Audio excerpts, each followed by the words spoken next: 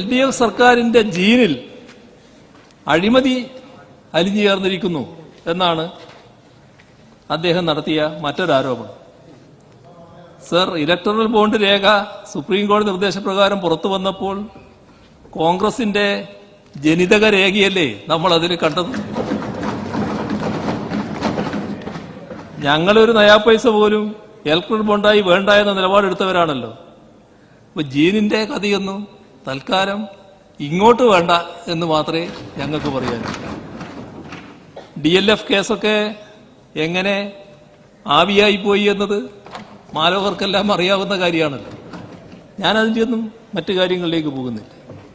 ഇപ്പോൾ ഡൽഹിയിൽ നിയമസഭാ തെരഞ്ഞെടുപ്പ് നടക്കാൻ പോവുകയാണല്ലോ. കഴിഞ്ഞ 2 നിയമസഭാ സീറ്റിന്റെ അനുഭവമുണ്ട്. നേരത്തെ കോൺഗ്രസ് അവിടെ ഭരിച്ചിട്ടുണ്ടെന്നുള്ളത് ഞാൻ മറക്കുന്നില്ല. പക്ഷെ 2 നിയമസഭാ സീറ്റുകളിൽ ഒരു സീറ്റ് പോലും നേടാൻ കോൺഗ്രസിന് കഴിഞ്ഞിരുന്നില്ല. അപ്പോൾ നിലവിലവിടെ നിങ്ങൾ സീറ്റ് നേടാനാണോ ജയം, അല്ല BJPയെ ജയിപ്പിക്കാനുള്ള കൊട്ടേഷനാണോ എടുത്തിട്ടുള്ളത്? ആം ആദ്മി പാർട്ടി ആ സർക്കാരിനെ പറ്റാവുന്ന രീതിയിലൊക്കെ ആക്രമിച്ചുകൊണ്ടാണല്ലോ കോൺഗ്രസിന്റെ പ്രചരണം അത്രയും.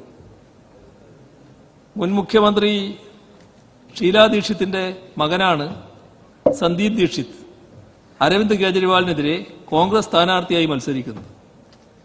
ഇദ്ദേഹത്തിന്റെ പദ്ധതികൾ ആയുധമാക്കിയാണ് ഡൽഹി ലഫ്റ്റനന്റ് ഗവർണർ ആം ആദ്മി സർക്കാരിനെ വേട്ടയാടുന്നത്. ഡൽഹി സർക്കാരിന്റെ വികസന പദ്ധതികൾക്കെതിരെയെല്ലാം കോൺഗ്രസ് ആരോപണം ഉന്നയിച്ചുകൊണ്ട് BJPക്കല്ലേ പരവതാനി വിരിക്കുന്നത്. അതല്ലേ ഡൽഹിയിൽ നമ്മളിപ്പോൾ കാണുന്നത്.